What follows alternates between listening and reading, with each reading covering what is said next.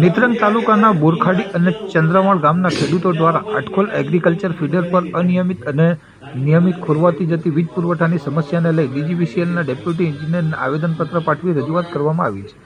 ખેડૂતોએ પાઠવેલા આવેદનપત્રમાં જણાવ્યા અનુસાર એગ્રીકલ્ચર ફીડરની વીજ લાઇનમાં વારંવાર ફોલ્ટ સર્જાય છે, પરંતુ વીજ કંપનીના સ્ટાફ દ્વારા ફોલ્ટ નિવારણમાં ભારે ઉદાસીનતા દાખવવામાં આવે છે। પરિણામે 4 થી 6 દિવસ વીતી ગયા બાદ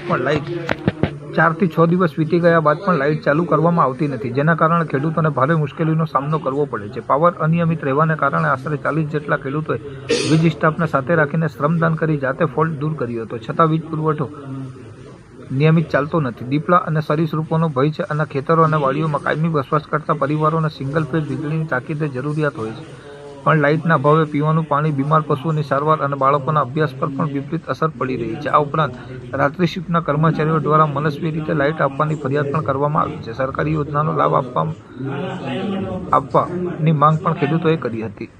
ગુજરાત સરકાર દ્વારા જાહેર કરવામાં આવેલ નિયમ મુજબ ખેતરમાં વસવાટ કરતા લોકોને જ્યોતિ ગ્રામ વીજ લાઇન કનેક્શન આપીને પૂરતી મદદરૂપ થવા ખેડૂતો દ્વારા રજૂઆત કરવામાં આવી છે।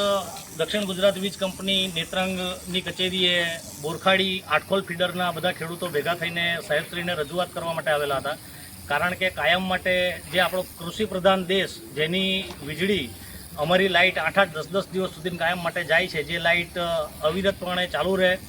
સાથે અમારો સૌથી બીજો મોટો પ્રશ્ન એટલો પણ છે કે અમે બધા જંગલને અડીને આવેલા ગામો છે, અને જંગલને અડીને આવેલા ગામોની અંદર બધા ખેડૂતો ખેતરમાં ઘરમાં વસવાટ કરે છે, અને એ વસવાટની અંદર ગઈકાલે પણ 2 જગ્યા પર દીપડાએ મારણ કરેલું છે, લોકોના ઘરમાં ઘૂસી જાય છે, સાથે સાપ, સાથે બાળકો ભણતા હોય તેમના ભણતરને અને એવા પાણીના પ્રશ્નો, એવા અનેક પ્રશ્નો અમને વારંવાર નડતા હોય છે, જેની અંદર અમને ભૂપેન્દ્રભાઈ પટેલ મુખ્યમંત્રીશ્રીએ પણ જાહેરાત કરેલી છે।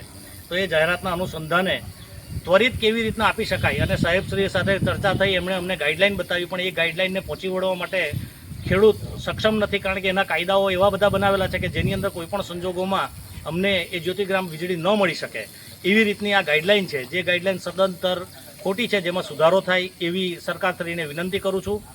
અને બાગાયતી ખેતીની અંદર એગ્રીકલ્ચરની લાઇટ પણ અમને પૂરેપૂરી રીતના મળે એ માટે સાહેબશ્રીને આજે આવેદન પણ આપ્યું છે। સાહેબે અમને પોઝિટિવ જવાબ પણ આપ્યો છે, પણ સાહેબની નીચેના જે કર્મચારીઓ જે છે એ કાયમ જે ગલ્લા તલ્લા કરીને ઉડાવ જવાબો આપે છે, એમને થોડા સીધા કરશે અને વ્યવસ્થિત અમને વીજળી મળે એવી અપેક્ષા છે।